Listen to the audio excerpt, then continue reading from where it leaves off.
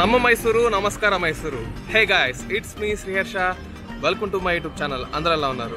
ఈ రోజు మనం మైసూర్ సిటీకి పక్కనే ఉన్న శ్రీరంగపట్నంలో శ్రీ రంగనాథ స్వామి ఆలయం, త్రివేణి సంగమం అండ్ నిమిషాంబ ఆలయాన్ని దర్శించుకోబోతున్నాం. ఈ 3 ప్లేసెస్ ని ఎలా చేరుకోవాలి అనేది నేను next week Mysore full trip వీడియోలో క్లియర్ గా ఎక్స్ప్లెయిన్ చేస్తాను. So stay tune. శ్రీరంగపట్నం అనేది ఒక ఐలాండ్ లాగా ఉంటుంది. చుట్టూతా మనకి కావేరి నది ప్రవహిస్తూ ఉంటుంది అనమాట. శ్రీరంగపట్నం వెళ్లే దారిలో పొలాలు చూసారా ఎంత పచ్చగా ఉన్నాయో. సో ఈ 3 ప్లేసెస్ లో మనం ఫస్ట్ గా వెళ్ళబోయే ప్లేస్ త్రివేణి సంగమం. ఈ త్రివేణి సంగమం ఎందుకని అంత స్పెషల్ అంటే ఇక్కడ కావేరి, హేమావతి అండ్ కాబిని నదులు, ఈ 3 నదులు కూడా కలుస్తాయన్నమాట. అందుకనే ఈ ప్రదేశం ఎంతో స్పెషల్. త్రివేణి సంగమానికి వచ్చిన భక్తులు ఈ నదిలో స్నానం చేసి రంగనాథ స్వామి ఆలయాన్ని దర్శించుకుంటారు.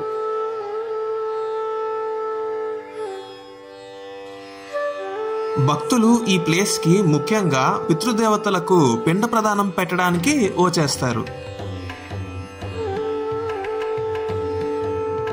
చూస్తున్నారు కదా ఈ కావేరి నది ప్రవాహం.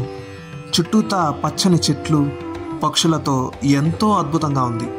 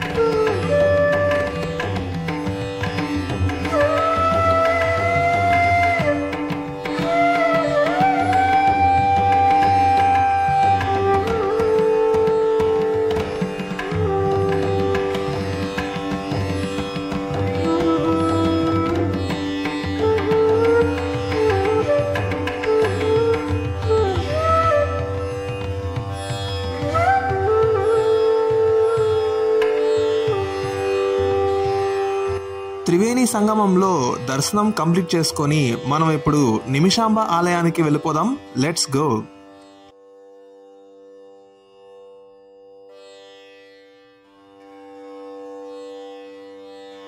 అదుగోండి, నిమిషాంబ ఆలయానికి వచ్చేసాం. ఈ ఆలయం ఎంతో ప్రత్యేకమైనది. ఇక్కడి అమ్మవారు ఎంతో శక్తివంతమైన అమ్మవారు. ఈ ఆలయంలో మనకి నిమిషాంబ అమ్మవారు, నరసింహస్వామి అండ్ ఆ మహాశివుని దర్శనం మనకి కలుగుతుంది. ఈ అద్భుతమైన ఆలయాన్ని 400 సంవత్సరాల క్రితం ముమ్మిడి కృష్ణరాజ వాడియార్ III కట్టించారు. పూర్వం ముక్తకుడు అనే ఋషి ఉండేవారు.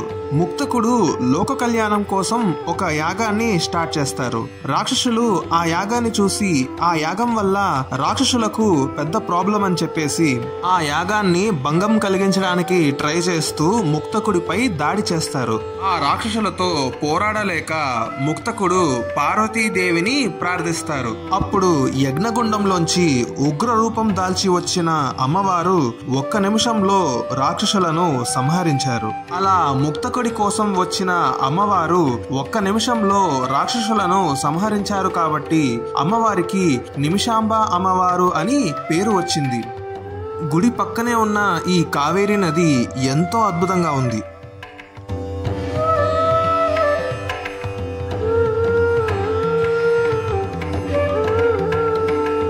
నిమిషాంబ అమ్మవారిని దర్శించుకున్నాను. ఆ తర్వాత శివయ్యని, ఆ తర్వాత నరసింహస్వామిని దర్శించుకున్న తర్వాత మనం ఇప్పుడు గుడి పక్కనే ఉన్న ఈ బిల్డింగ్ లో అన్నదానానికి వెళ్ళిపోదాం పదండి.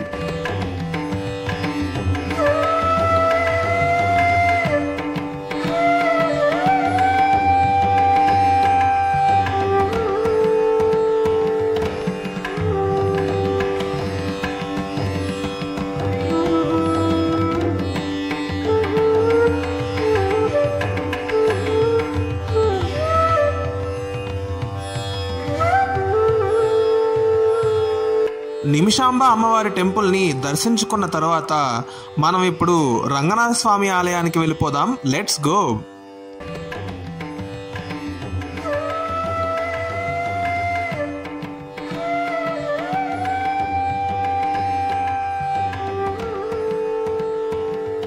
అదుగోండి, శ్రీ రంగనాథ స్వామి ఆలయానికి మనం వచ్చేసాం.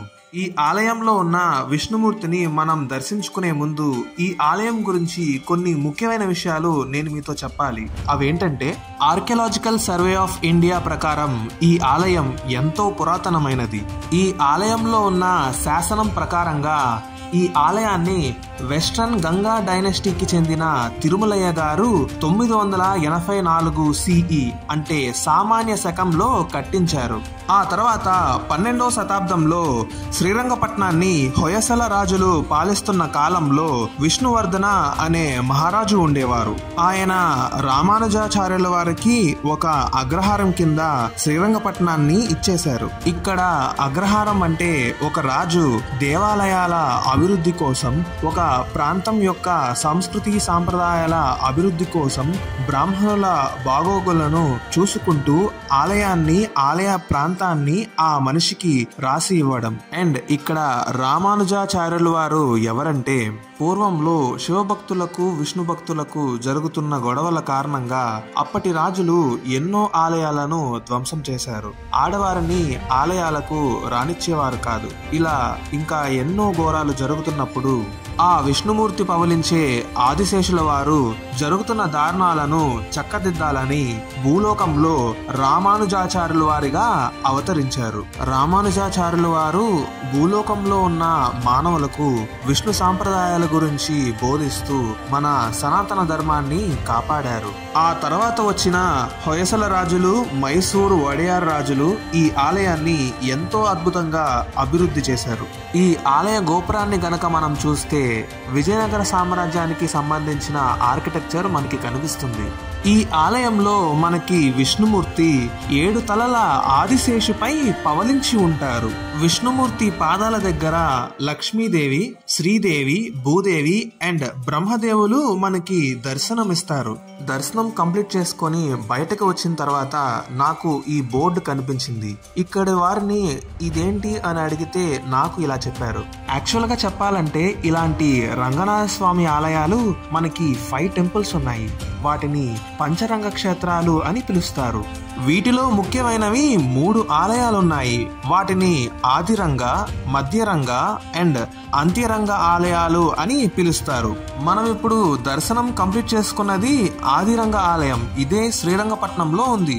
మైసూర్ నుంచి 60 కిలోమీటర్ల దూరంలో శివసముద్ర అనే ఊరిలో మధ్యరంగ ఆలయం ఉంది. ఆ తర్వాత తమిళనాడు స్టేట్ లో ఉన్న శ్రీరంగం ఊరిలో అంత్యరంగ ఆలయం ఉంది.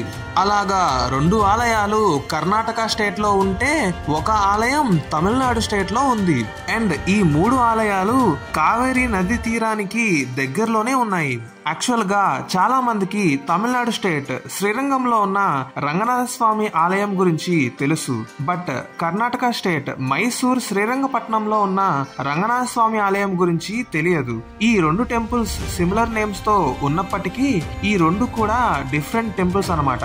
భక్తులు మాఘమాసంలో నేను మీకు ఇందాక చూపించిన త్రివేణి సంగమంలో స్నానం చేసి ఒక్క రోజులో ఈ 3 ఆలయాలను దర్శించుకొని తమ మొక్కులను తీర్చుకుంటారు. ఇలాగా ఒక్క రోజులో ఈ 3 ఆలయాలని దర్శించుకోవడాన్ని త్రిరంగ దర్శనం అని అంటారు. యాక్చువల్ గా చెప్పాలంటే ఆ రంగనాథ స్వామి కావేరీ నదిని రక్షించడానికి భూలోకం వచ్చారు. పురాణాల ప్రకారం మన భూలోకంలో ఉన్న కావేరీ నది ఎంతో స్వచ్ఛమైనది, ప్రత్యేకమైనది. భక్తులందరూ కావేరీ నదిలో స్నానం చేసి తమ పాపాలను పోగొట్టుకుంటారు. అలా భక్తుల పాపాలను శుభ్రం చేస్తూ కావేరీ నది ఎన్నో బాధలను అనుభవించారు. ఆ సమయంలో ఈ సమస్యకు పరిష్కారం కోసం కావేరీ నది ఆ శ్రీ మహావిష్ణువు కోసం తపస్సును ప్రారంభించారు. కావేరీ నది తపస్సుకు మెచ్చి ఆ శ్రీ మహావిష్ణువు భూలోకం వచ్చి కావేరీ నదిని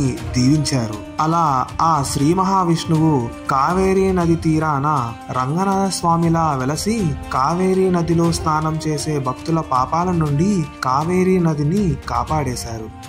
మీరు చూస్తున్న ఈ తులసికుండి ఎంత అద్భుతంగా ఉందో చూసారా? ఆ తులసికుండిపై ఉన్న విష్ణుమూర్తి బొమ్మ ఎంత బాగుందో.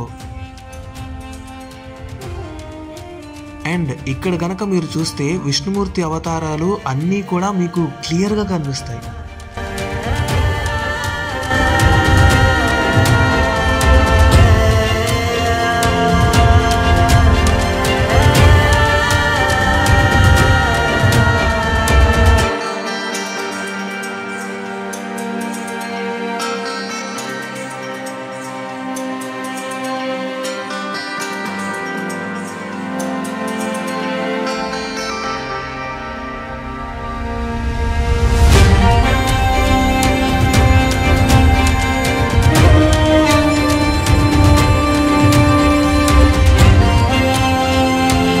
చూసారు కదా, మీకు కానీ ఈ వీడియో కనుక నచ్చినట్లయితే లైక్ చేయండి, షేర్ చేయండి అండ్ సబ్స్క్రైబ్ చేయండి. ఇట్స్ మీ శ్రీహర్ష. మళ్ళీ నేను మీ ముందుకి ఒక సరికొత్త అద్భుతమైన వీడియోతో వచ్చేస్తాను. Until then take care. Thank you so much.